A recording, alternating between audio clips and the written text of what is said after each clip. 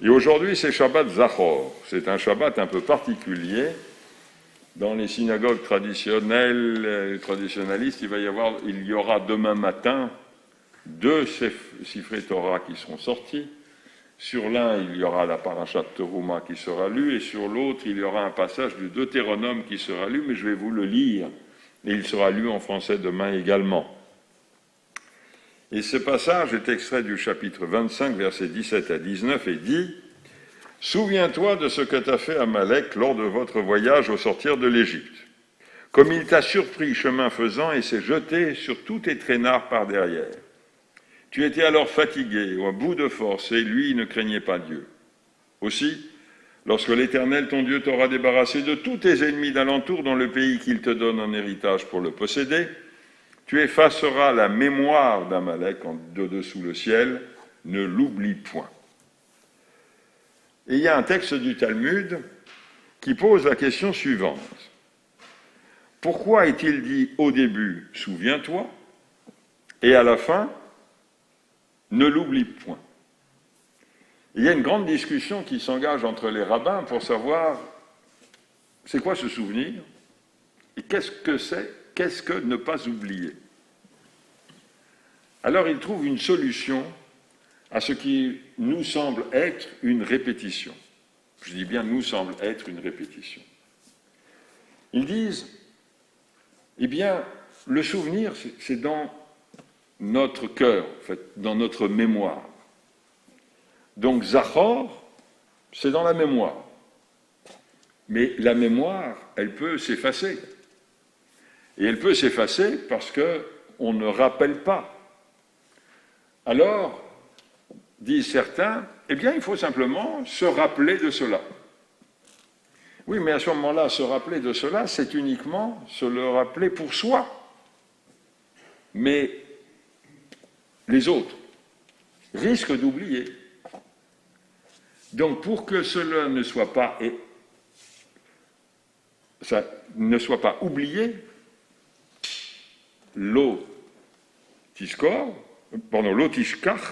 ne l'oublie pas, il faut le dire à haute voix, pour que non seulement celui qui le dit se rappelle, mais qu'en même temps, en le disant à haute voix, surtout à la synagogue, quand il y a en principe d'autres personnes qui écoutent, eh bien, si ces personnes ont oublié, cela va leur rappeler, et c'est ainsi qu'on se souvient, on en parle, pour ne pas oublier. Vous me direz, ces jours-ci, on n'a peut-être pas besoin d'en parler, parce que suite à ce qui s'est passé il y a une dizaine de jours à Lausanne et au Guil, et ce qui s'est passé hier à Bienne, on nous le rappelle suffisamment. Donc, nous n'aurions pas besoin de le dire. Mais comme c'est un commandement de la Torah, nous le disons. Et si nous le disons, cela peut éveiller une pensée. Il faut être vigilant. Mais une deuxième pensée, il faut essayer de voir comment on peut éradiquer ce que l'on appelle couramment de l'antisémitisme. Alors, il y a une piste qui nous est donnée par Rashi. Rashi nous dit la chose suivante. Lis les versets qui précèdent. Alors, je vais vous les lire, les versets qui précèdent. Des poids exacts et loyaux, des mesures exactes et loyales doivent seuls être entre ta possession. Et si tu veux avoir une longue existence dans le pays que l'Éternel, ton Dieu, te donne, car l'Éternel a en horreur quiconque agit ainsi, quiconque fait une chose déloyale. Et Rashi dit, eh bien, lorsque l'on a des mesures qui ne sont pas exactes, lorsque l'on se comporte vis-à-vis des uns et des autres d'une façon déloyale, eh bien, cela entraîne éventuellement Amalek. Pourquoi ? Parce que vous le savez très bien, dans des civilisations, dans des sociétés dans lesquelles il n'existe pas de conflit, pas de tension, on est tranquille, on est serein. Et étant tranquille et étant serein, la société l'étant également, eh bien, il n'y a pas certains qui disent « et si » et d'autres qui attaquent en disant « ceci ne va pas ». Par contre, dans les sociétés à l'intérieur desquelles il y a des déséquilibres trop évidents, parce que des déséquilibres, il y en aura toujours, mais lorsque ces déséquilibres sont trop évidents, lorsque certains profitent d'avoir des mesures inexactes, fausses, eh bien, petit à petit, cela amène une atmosphère qui permet les fêlures à l'intérieur de cette société. Et quand cette société, elle est fêlée, eh bien, à travers ces fêlures, semble dire Rachi, Amalek intervient. Amalek, en quelque sorte, c'est une image. Mais on peut se demander aujourd'hui quelles sont les fêlures de notre société. Alors évidemment, en temps de pandémie, ces fêlures, elles sont encore plus grandes.